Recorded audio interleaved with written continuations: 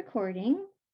So next up, we have our Why I Give speaker, and I'd like to introduce Nancy Potter, who has kindly agreed to speak today. And um, Nancy, I would like to thank you for all your wonderful generosity, first to the Community Foundation, certainly, but also for all the amazing work you've done in the community as a whole. I know you're very connected, and you've done just so much work here and internationally as well through Rotary.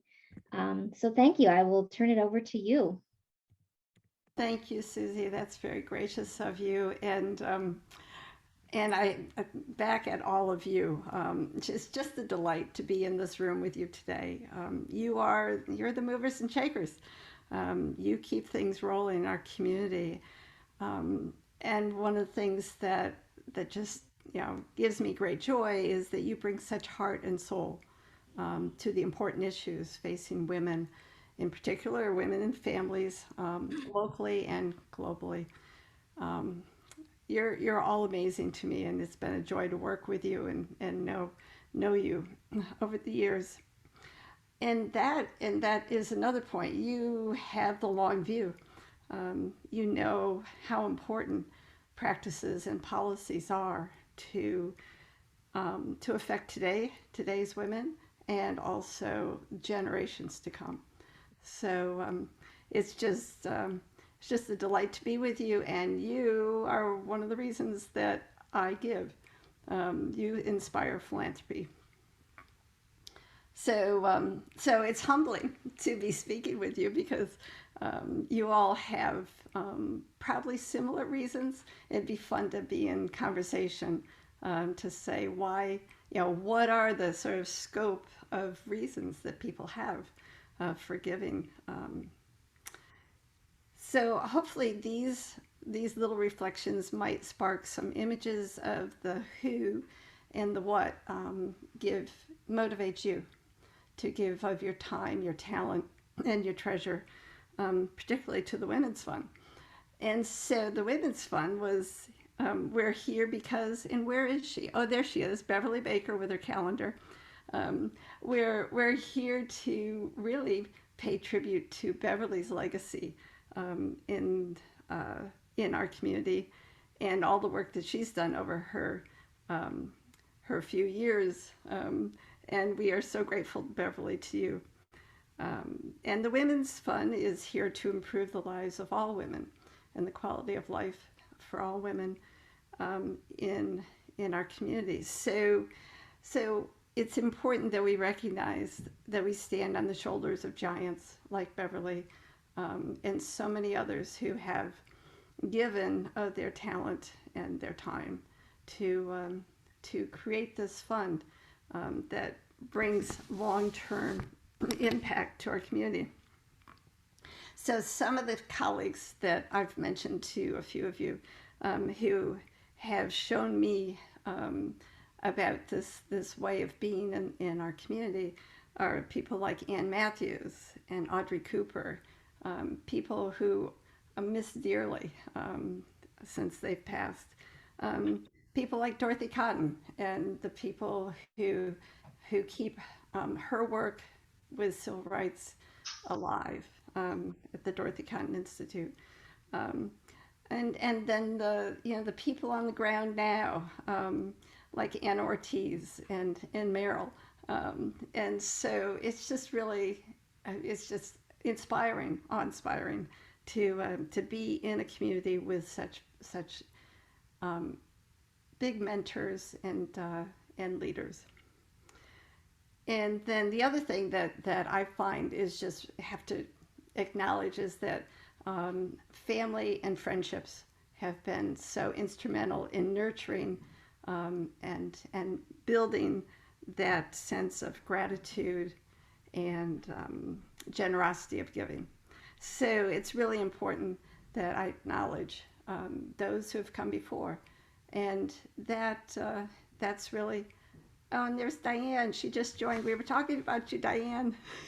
Sorry, I'm late. Lunch ran late today. I'm sorry. Glad you're Welcome. here. Well, we were just talking about the beginnings of the Women's Foundation. Oh, And so, yeah, so you've got the history. Um, so the other thing that is really important, and this is much more the not so much the heart, but the intellect, is that I want to know that my gift um, is going to have proper stewardship, and I have great faith in the community foundation, um, and what they do, how they manage the assets, and so and the grant making process is just phenomenal. So that gives me a sense of security, knowing that this is going to be the funds that we give are going to be properly stewarded. So all in all, it's based. Why I give is based on gratitude and justice, that it will do good things for our community, and also hope for the future. And it's a delight to be with you. Thank you for inspiring me.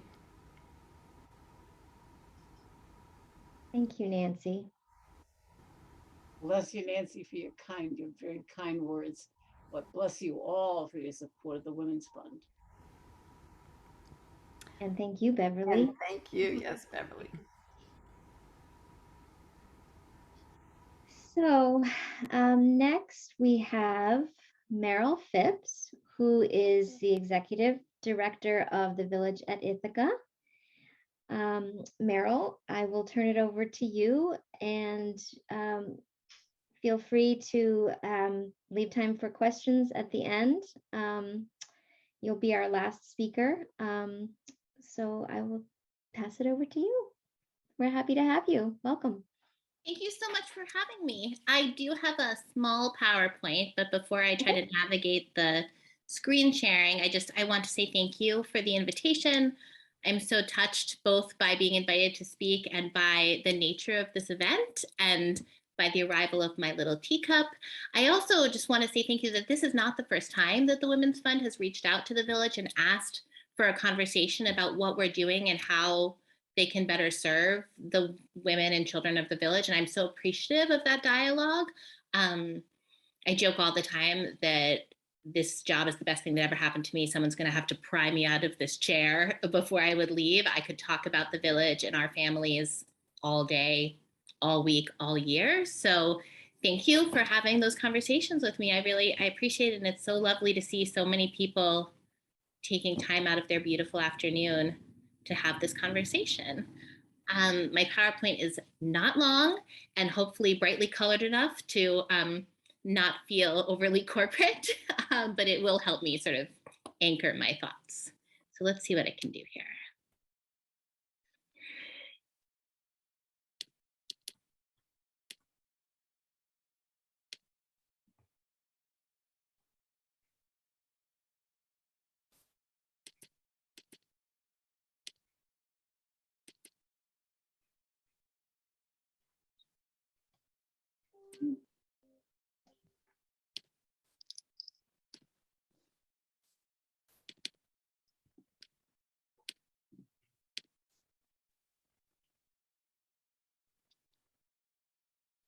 I am getting stuck on an error message.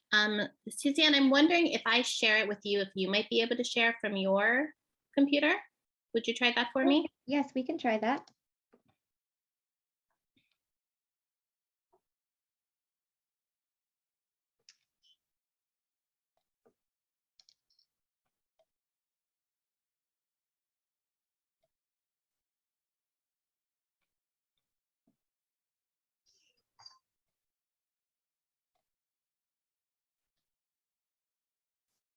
Suzanne, what email address should I use for sharing? Okay, sorry. Let me. Thank you for your patience. I'm sorry for not troubleshooting in advance.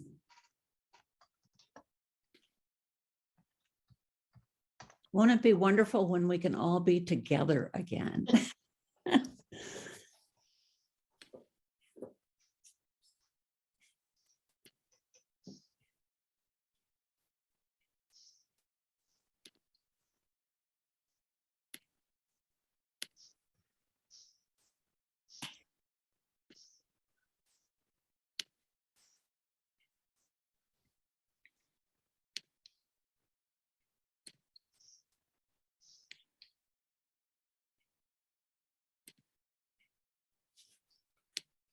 Nancy, did you talk about how the beginning of this group was at the Mahogany Grill when 5 people, oh, here it goes, never mind. Can everyone see this? Yes. Okay.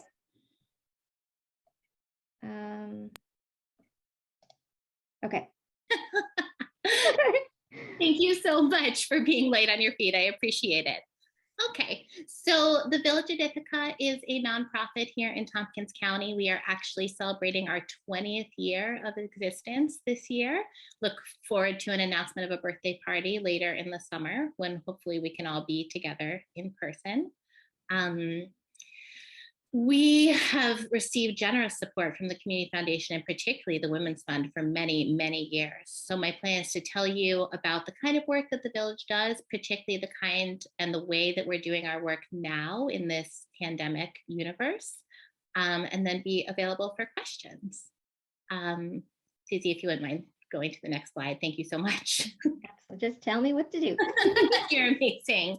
So our mission here at the Village is to advocate for educational equity and excellence for all students, particularly Black, African American, Hispanic, Latino, Latinx, low income, and any other underserved students within Tompkins County through strategic community relationships, assessment of local district practices and policies, and responsive programs and services. It's a big old mouthful. As you can imagine, we spent many, many months reworking this mission statement in the midst of COVID when we realized that the work we were doing was bigger and more holistic than we have done in the past. But I'm hoping that a little bit later, this will make a little bit more sense and I talk about how we do some of that work. Something that's very important to us is that with a name like the Village, which is obviously based on the adage that it takes a village to raise a child, that carries a lot of responsibility. There's sort of a joke going around the internet that says, they say it takes the village, when are they gonna show up? And I usually try to comment, we're right here, here's our phone number. Because we really do take our name incredibly seriously, especially in this year, in this day and age, when we globally and nationally and locally suffered a collective crisis. We tried to figure out how best we could show up for our students and families. And so our barriers for participation are incredibly low. Any young person in Tompkins County or even outside of it or family who feels like they are marginalized or underserved can call us for help, and we will either provide a service directly or provide a really concrete warm handoff to someone else who can help. I'm ready for my next slide, please. The work that we do fits into these three sort of concentric overlapping Venn diagram circles.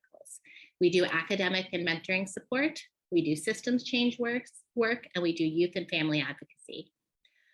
The way that we approach our work is holistic. Our idea is that as we're supporting young people and their families, the patterns that we're identifying inform our systems change work.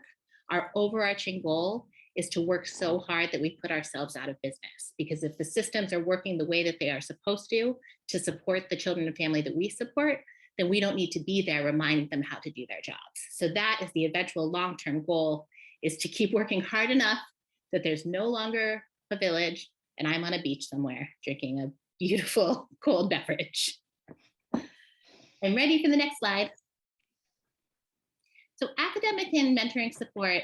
For many years, the Village has provided tutoring support with the help of volunteers and staff. That tutoring support has looked many of different ways. As school shifted over the course of the pandemic, we realized our academic support needed to shift as well. If you have children or grandchildren who are currently in public school, you know that school looks different basically month to month at this point. This year, there was an attempt to get back to more of an approximation of normalcy, and that has worked in some ways and not in others. So we have tried really hard to be flexible. The way that we approach things is really informed by what our young people and our families want. So if we rewind back, Carol in our breakout rooms asked me a wonderful question, which is, how was the Village impacted by the pandemic? And what I can tell you is that in early March 2020, when everyone was told to stay home and that we had to shut down, the Village is a small nonprofit. We don't have any city funding really, not a lot of county funding, no state funding, no federal funding. So nobody telling me, no, I can't do what I want to do. right? So I called my very small staff and we thought, okay, we have to stay home, but what does that mean, right? So we called every single family and young person that we had had contact with in the last year. And we said, how are you? What do you need? And those conversations from March 2020 is really what has shaped what we've done in the 2 years since. So one of the things that students and families always need is that academic and mentoring support.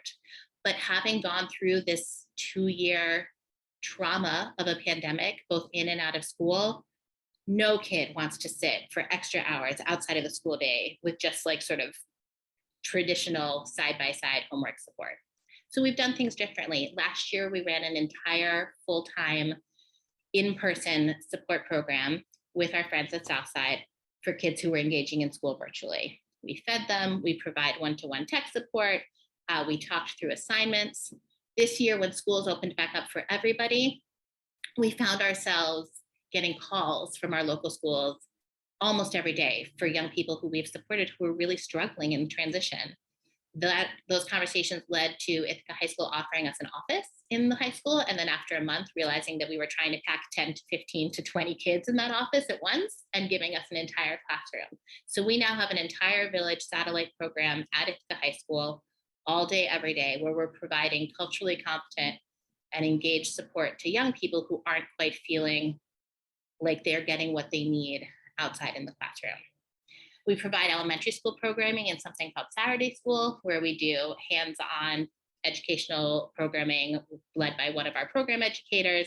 He's doing a lot of science experiments, a lot of learning by craft. That program is supported by volunteers from Cornell and Ithaca College. My own 6-year-old daughter attends that program, and it is the highlight of her week. She woke up at 3 a.m. talking about it last week, saying, I think we're going to make rock candy next time. I was like, okay, great, thank you. The village, if you're familiar with Cal Walker and Carl Graham, who are our esteemed founders, Cal has had a long career as an alternative instructor for the Ithaca City School District. That means he works with young people who are excluded from public education, either due to disciplinary situations or awaiting appropriate placements through the special education process. Our schools continue to exclude children from their buildings for a variety of reasons. And we, the village, have worked to provide training, support, hiring to make sure that we can step in and provide that alternative instruction in a way that allows young people to meet their goals even when they've experienced the trauma of being excluded from school. We're actually providing that work through districts throughout the county. So we're working with students from Newfield, we're working with students from Groton, and we provide that alternative instruction while also looking at a long-term plan to either get that young person back into the school setting or into some setting where they're going to experience success. The mentoring support also comes up in lots of different ways. We support families in celebrating birthdays. It seems like a small thing, but when we called to check in with our families, they thought, I don't know, I've lost my job, I'm exhausted, we're stuck at home. Like, how do we celebrate my kid who's turning 12? How do we celebrate 8th grade graduation that didn't happen? So we provide a lot of support in those ways, and we try to celebrate the successes of our young people. And then we do creative programming that pops up at any opportunity. So for example, we have a group of Ithaca College Park scholars currently running a Dungeons and Dragons game with some of our young people from the high school. Dungeons and Dragons, for those who don't know, is a fairly maligned, dorky role-playing game that people mock, but it's very low barrier and it involves creative conflict avoidance and problem solving. And so we've got this group of kids who come down off the hill and a group of our kids who are not generally thrilled to be participating in most things, but do really like to come and do that. And you can see some of our beautiful kids participating in a variety of activities on this slide. Next one, please. The systems change work comes in lots of different ways. We advocate for shifting in policies towards more equitable goals in all local school districts and other systems.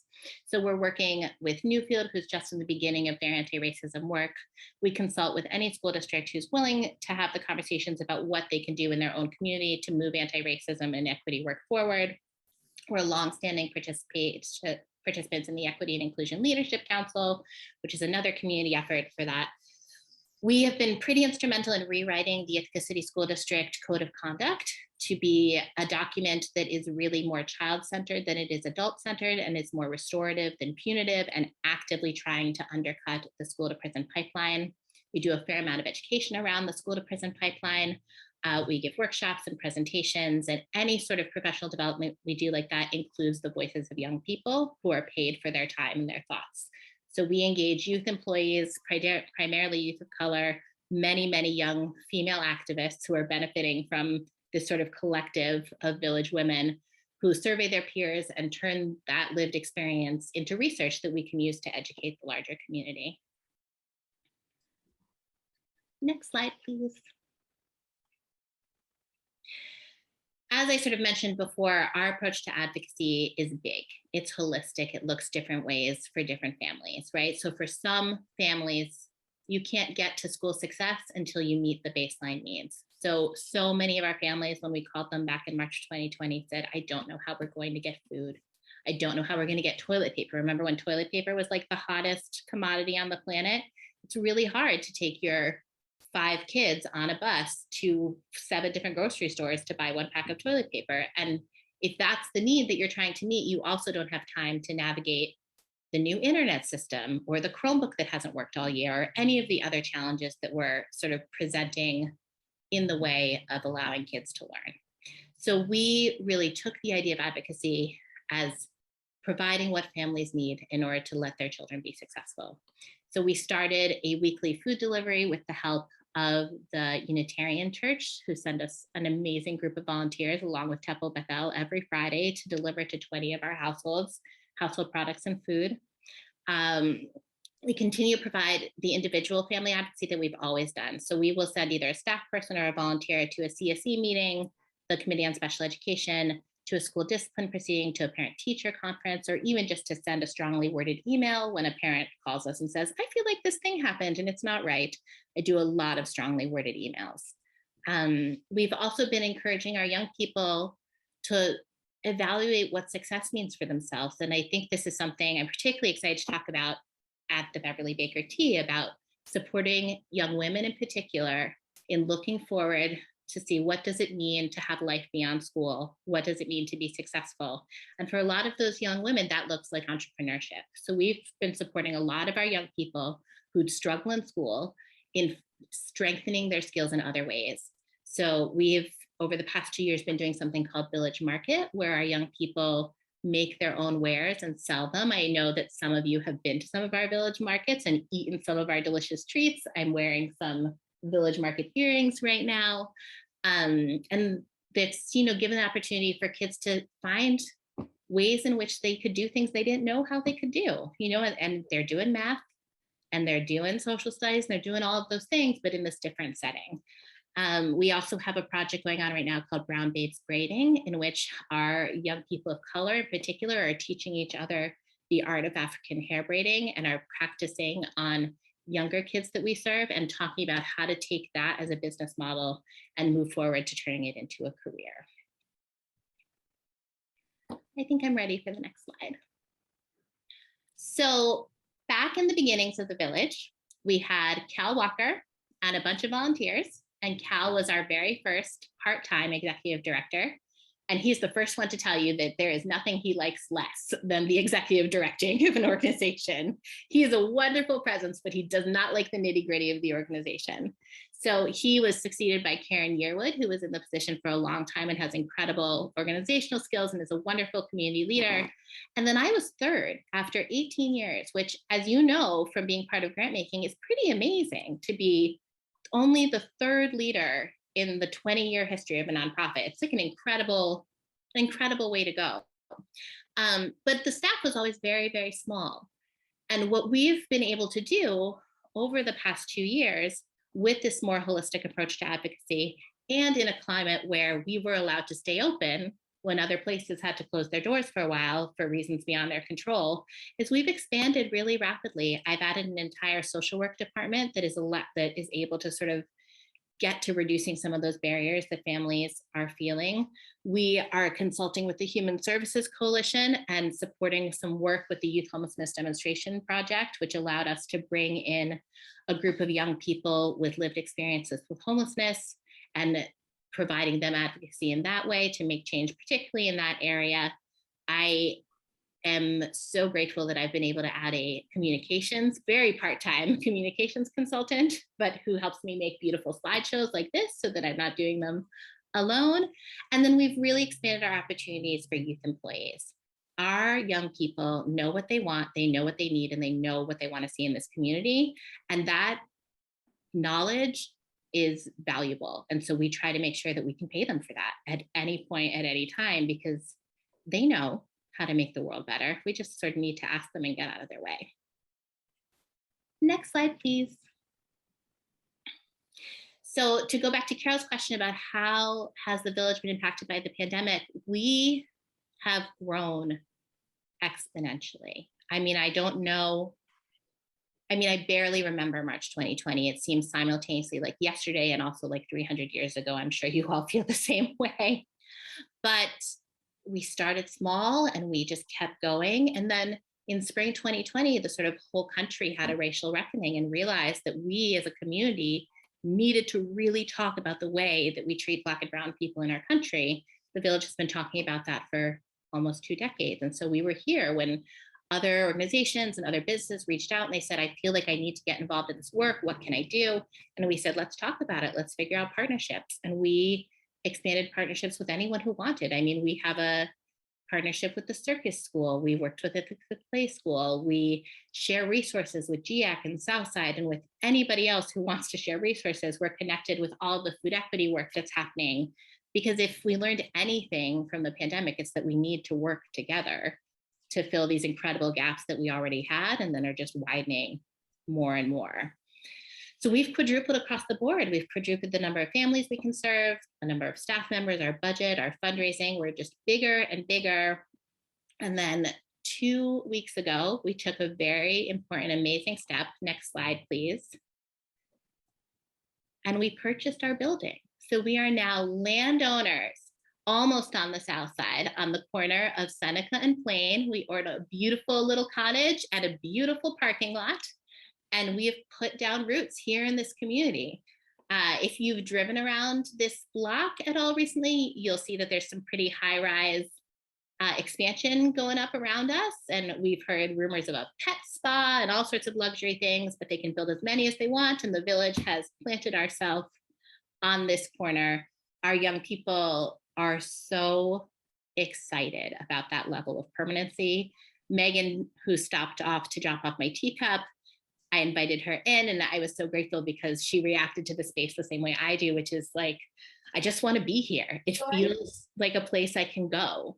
And so now it's our place. And we're just so grateful to have that as an organization because it provides such a level of sustainability that small nonprofits don't often have the opportunity to embrace. And so the next step, next slide, please, is that we are currently in the very preliminary stages of a capital campaign to expand our very sweet but very small building to encompass some of those programs that I talked about earlier, to encompass some of those opportunities for creative advocacy. So we're looking at expanding our building to create a retail space for that village market and for our Brown Babes braiding, so that the village is a place where you can come to see youth entrepreneurs and see the value of young BIPOC-led businesses. It's also going to expand our conference room. And then as part of the work we're doing in the youth homelessness world is we have a plan to add some studio apartments on top of that second story so that when people come in and say, oh, can I just stay here? Can I live here? It's not a hard no anymore. And they'll be sort of a part of that will be able to meet that need. So if you want to go to the next slide, the building would be expanding from 950 feet to 1900 feet. We're working with Jason Demarest to actually, this is all his fault because he was the one who knew that the building was for sale and then drew on a napkin, like, you could buy it and you could go bigger. So this is some preliminary information. We're going to be finalizing some more details mid-summer. and hopefully have a public announcement in tandem with our 20th birthday party that will be happening on August 6th. If anyone would like to come, it'll be a block party. August 6th on the corner of Plain and Seneca. We'll be sort of celebrating the village, celebrating our young people, and kicking off our expansion project. So that was a whole lot. I could probably talk for 7 more hours and go in lots of different directions, but if anyone has any questions, I'm happy to answer.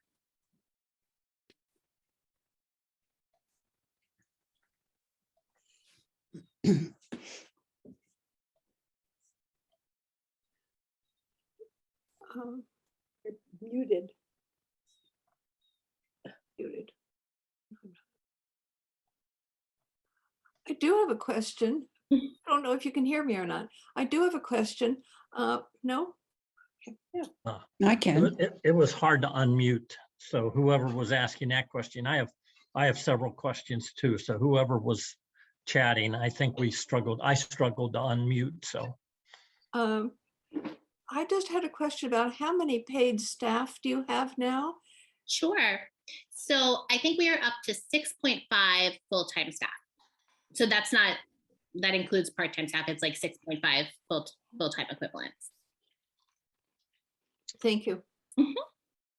my question is one, it's pretty personal. Maybe you can't answer it, but how's Cal Walker?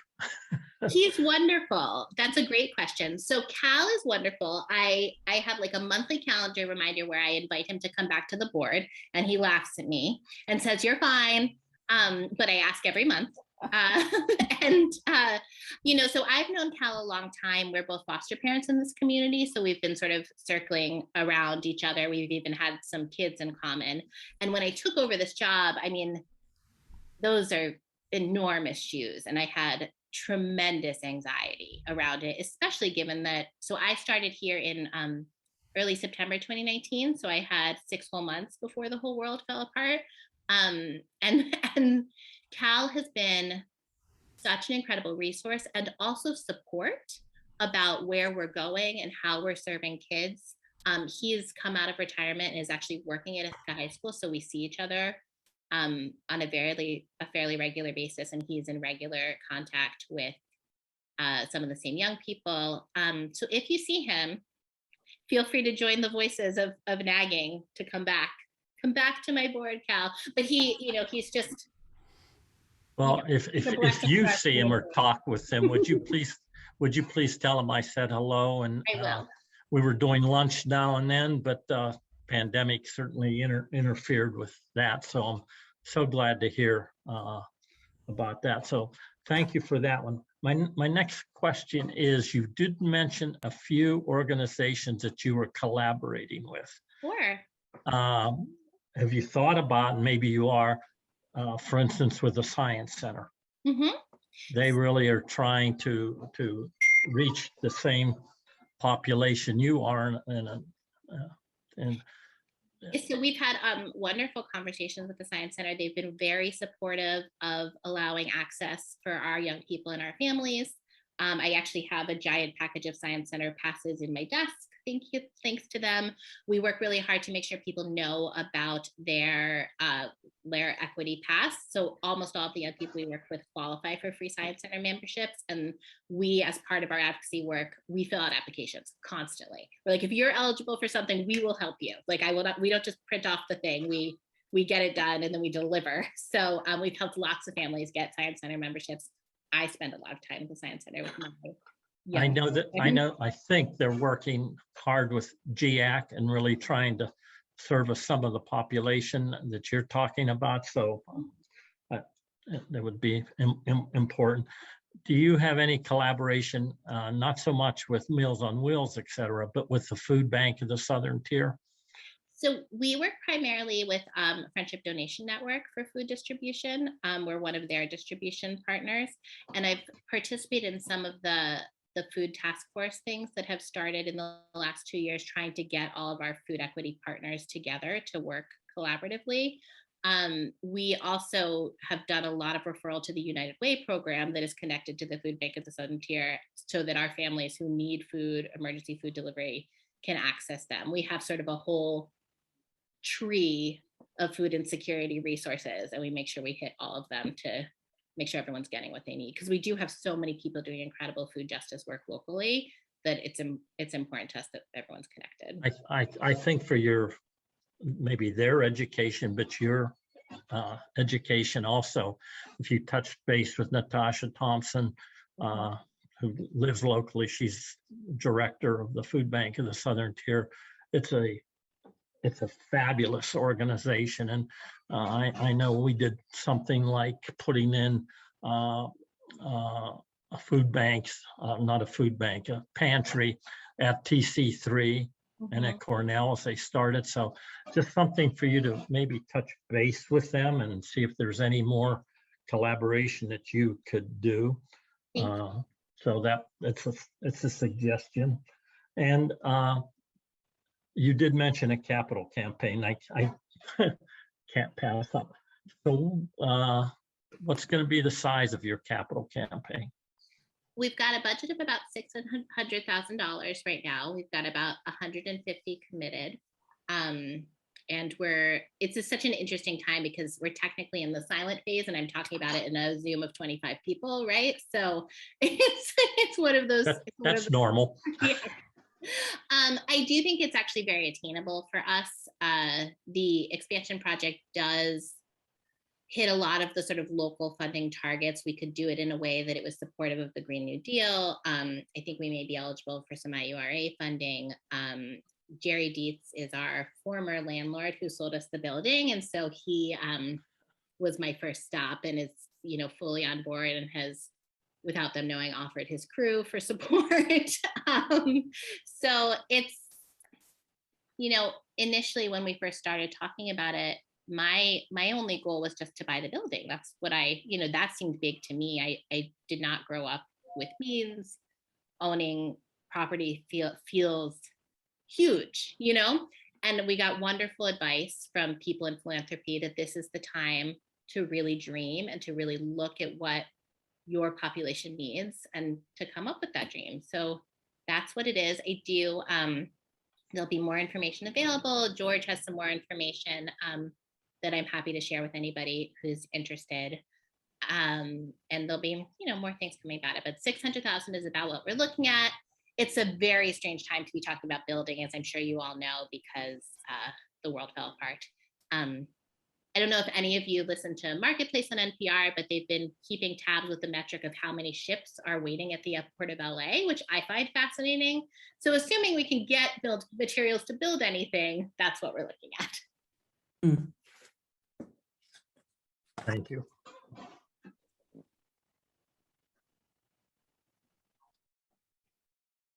Stacy, did you have a question? I just wanted to say it's amazing to me how much you've grown in just 4 years. Quadrupling is a lot to be doing and managing and taking it on, and you to be commended for that. So congratulations, that's awesome. And I love just what you said about talking about the youth. They know what they want and what they need, and the programming you're putting together and arranging, listening to the voices of the young girls and the young women and everybody, all the other, just creating, responsive programming and doing it in a way that's, has sort of addresses, systemic roots of issues. So just awesome. Congratulations. Yes. Thank you. I mean, one thing I didn't say is that my previous life, and Pam knows this, was as an attorney for young people in criminal and family court. And so I logged almost 15 years of seeing what doesn't work, right? So that's actually a tremendous amount of time and knowledge and research that, allowed me to know, like, nope, not going to do that. That's not going to work either. So having this opportunity to move things forward in a way that I know makes sense for families has really been invaluable. And I think that's why we've been able to grow the way that we have and sustain it. I mean, initially, we grew quite a bit in the first year, and I thought, this is 2020, it's never going to stick. It's just a flash in the pan, but we really have, we've managed to sustain. Yes, Pam?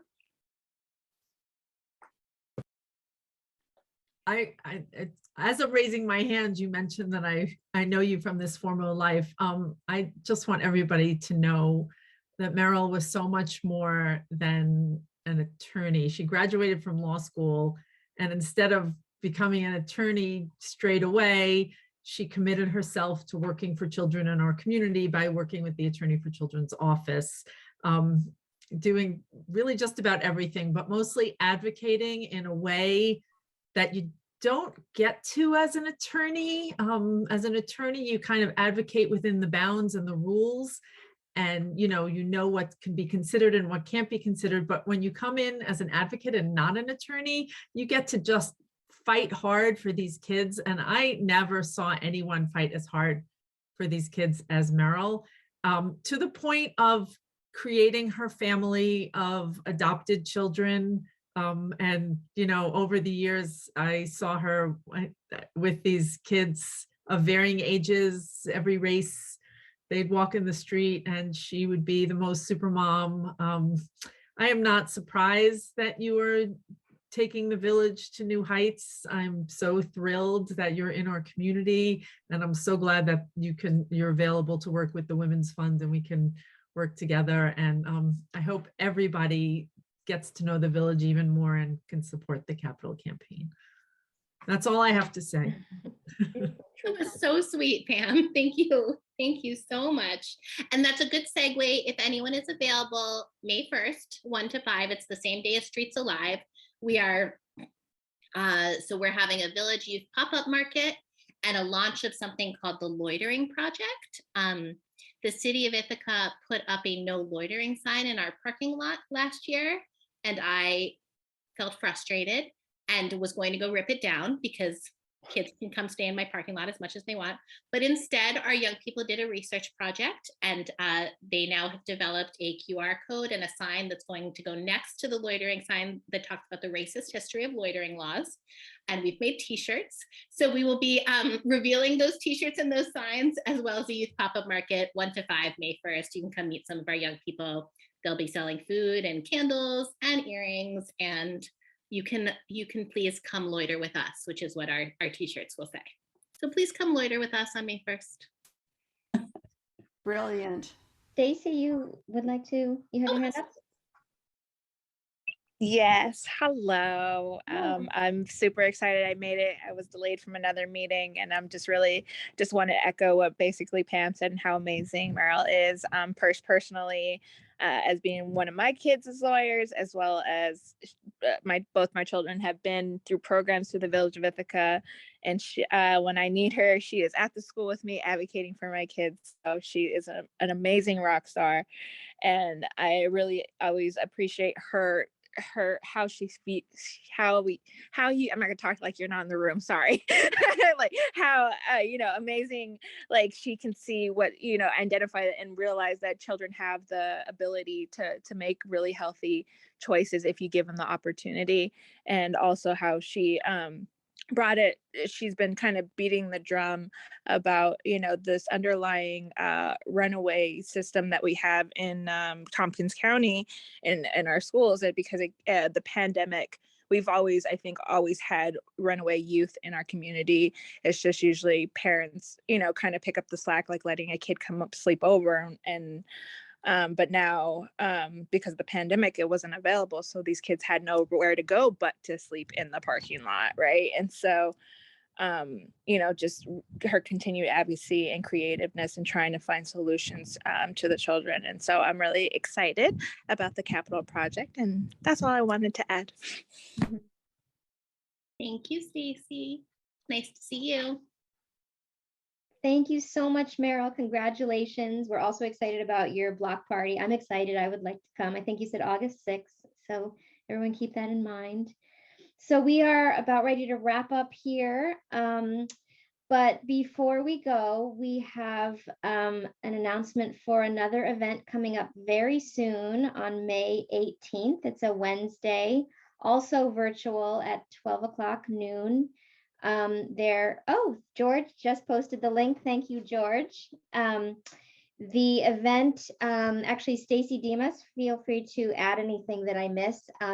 Stacy and Tiara are organizing the event. It is, the title of the event is it imposter syndrome or is it racism? And the speaker is Kenya Crawford, who is a racial equity consultant and therapist. That's May 18th. It is our Women's Fund educational event. We do one of these a year. Stacy, do you want to add anything since you're here? No, that was perfect. That was great. That was everything. Okay. It will be on Zoom. And also for those who register early, oh, I forgot. For those who register early, you can pick up a piece of dessert from Rashida's Bakery. So register early so you can get a treat. Yes, don't turn that down. Free cheesecake is serious business. So definitely go for it. Wonderful. So I just want to say a bunch of thank yous. First and foremost to Alice Moore for coordinating this event, and of course the entire Beverly Baker Tea Planning Committee for helping with this today. Meryl Phipps for being our speaker, Nancy Potter for being our Why I Give speaker, of course the whole Women's Fund Advisory Committee, who is, many of you are here today, the Community Foundation, George Ferrari, who's representing today, and of course, Beverly Baker, who's here. We can see your calendar, Beverly. This event and the Beverly Baker Society is named in your honor, so we probably wouldn't be here without you, Beverly. Thank you, and thank you to all of you for being so generous in our Beverly Baker Society, for all your generosity. And unless there's anything else, I'm going to let you all go enjoy the wonderful sunshine today.